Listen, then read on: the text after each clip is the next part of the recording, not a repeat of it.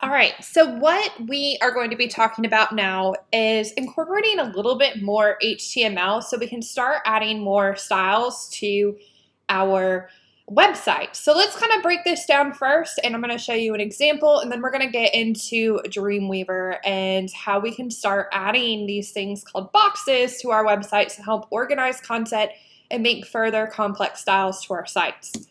So first off, we have gotten the hang of stylizing basic elements like paragraph. We've learned how to do some links. We've done some other CSS elements. Let's add this additional layer.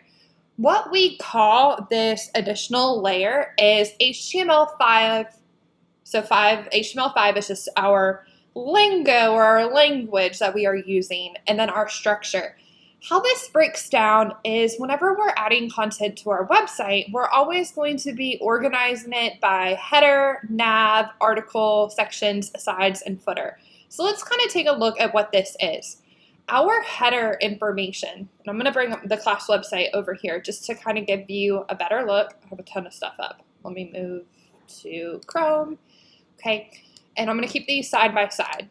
Okay, what we see here is our HTML5 structure. Our header is what we originally think about. It's where we come into our website and we see this header information. As we discussed on the first week, a header could be a video, it could be just text, it could be, black, it could be blue, it could be whatever color it is, but it's just an area, the header that we come to. The navigation, or nav, is the navigation for our site. So on the class website, we have about, we have materials, we have resources, whatever it might be. It's the navigation of how we get through our site. The next thing that we have are different words to call various different sections on our site. The one that we're primarily going to be using is what we call a section. How these work is these can be side by side, they can be within each other, or as I've done on the site here, is I made a section 1, a section 2, a section 3, etc. What these have is just helps us to provide specific styling to each of our individual areas. At the bottom, what we have is our footer, and our footer usually includes our contact information, our copyright information, etc.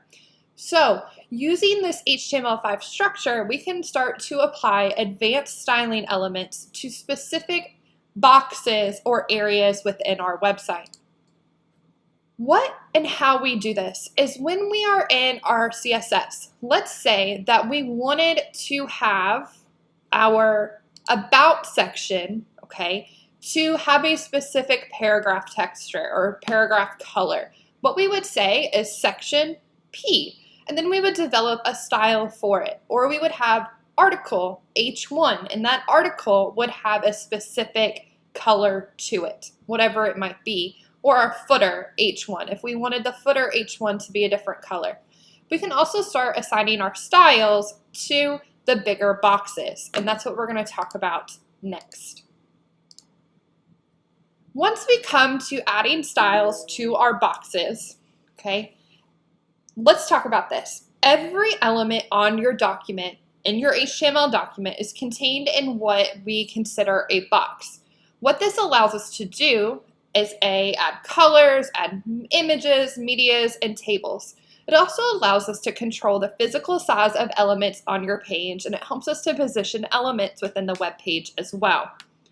So our boxes are comprised of what we think of these 5 elements. One is width, one is height, padding, border, and margin. And we're going to talk through what each of these are. And we can set our background colors, we can set an image, whatever it is. All right, so this is what this guy looks like. We have our box. Let's pretend that this is our header box, okay? And we can put text within it. What we have first, okay, is what we consider padding. Okay, we have a border, we have margin, okay, that's what we're looking at. Okay, so let's talk about padding. Let's talk about padding first. Padding means that it's the space between the content of an element and its border. So in here, what this says is if we wanted to add padding, we're basically expanding away from the text. We can set padding to be all around it, or we can be very specific on how, like on the left if we want size, and the right we want more size, the top we want less size, etc. But padding says from that text that's internal, we're moving our box away from it. On the contrast, we have our margin. And in this image, it kind of looks very similar, but it is the space between different boxes, okay? So what this means, if I have my box, I'm going to push things away from it, okay? So let me go back to that image real quick. What we see here is we have our text of our padding that moves the box away from the text. Our margin indicates from our border outwards, okay, we have more margin around it. So we're pushing the next level of box or anything that comes close to it away from it, okay? We're gonna show, it's probably a little easier to demonstrate when we get into Dreamweaver how this works.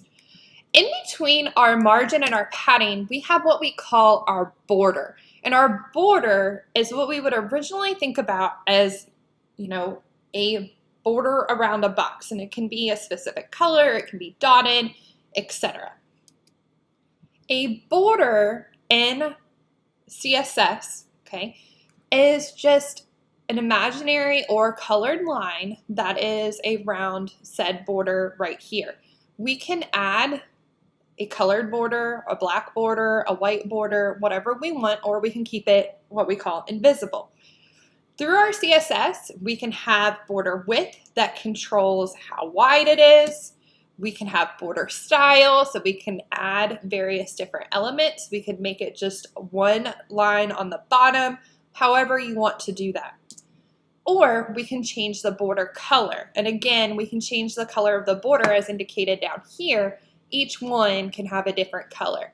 This just helps us to add and change our advanced styling. Just to review our box model, and when we're working with our boxes, our margin helps us to push elements away from each other, okay? Our padding adds spacing between the content region and the ends of the element.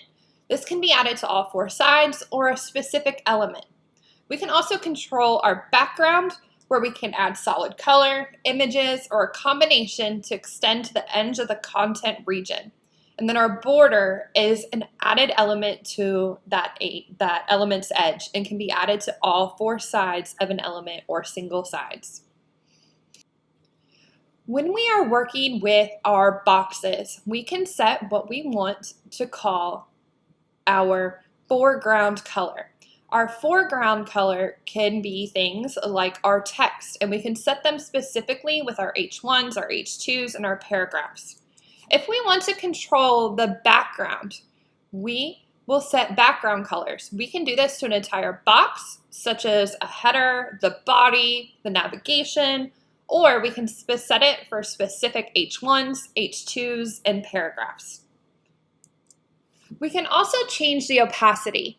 When we're working with opacity, first, it's only available in newer browsers. So if I'm working in an older browser, such as Internet Explorer, it's not going to work. It is a result of RGBA, and the A, okay, indicates opacity. So let's take a look at this example. We have our P2, we can see RGBA, and it's set at half the opacity. So we can work on messing with our opacity. What we're going to do next is go into Dreamweaver, and we're really going to work with how we can use boxes and the HTML model within our websites.